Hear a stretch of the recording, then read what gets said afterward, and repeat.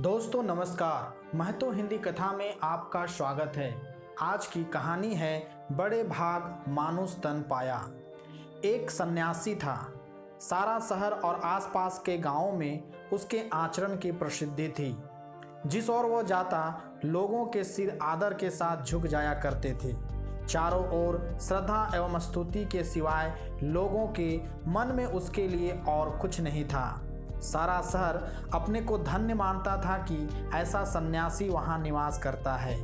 भगवान के दूत शाम को जब उनके सामने अपनी अनुभूति प्रस्तुत करते तो भगवान को उस सन्यासी के कार्यकलापों से बड़ी प्रसन्नता होती थी। वे इसको मुँह मांगा वरदान देने के लिए वर्षों से उत्सुक थे।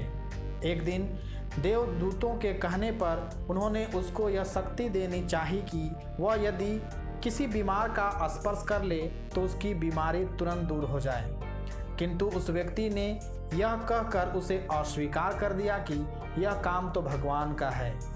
मनुष्य को अगर यह महान शक्ति मिल जाएगी तो संसार के प्राणी भगवान से विमुख होकर मनुष्य को पूजने लगेंगे। कुछ दिन बाद भगवान ने उसे यह वरदान दिया कि जो तुम्हारे संपर्क में आएगा वह कितना ही पापी क्यों ना हो, सही मार्ग पर चलने लगेगा। उस सन्यासी को यह वरदान भी स्वीकार ना हुआ। उसने कहा कि यह काम तो अवतारों और पैगंबरों का है। तब भगवान ने कहा कि मैं तुम्हें अपनी सारी ईश्वरीय सत्ता देता हूँ, उसे कबूल करो और मुझे असमंजस से मुक्त करो। इस पर वह व्यक्ति विनय पूर्वक बोला, मुझे आपने मनुष्य देह देकर सब कुछ तो दे दिया है, फिर मुझे क्या चाहिए। यदि आपको कुछ दिए बिना संतुष्टि नहीं होती है तो कृपया मुझे यह दे दीजिए कि मेरे द्वारा सबका हित होता रहे और मुझे उनका ज्ञान भी ना रहे।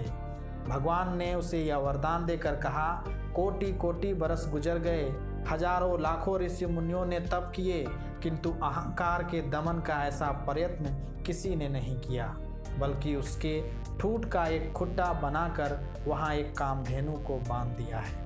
दोस्तों, अगर आपको कहानी अच्छी लगी हो तो प्लीज़ लाइक, शेयर और कमेंट करें। साथ ही चैनल को सब्सक्राइब भी कर लें ताकि और भी अच्छी अच्छी कहानियाँ मैं आपके लिए लाता रहूँ। धन्यवाद।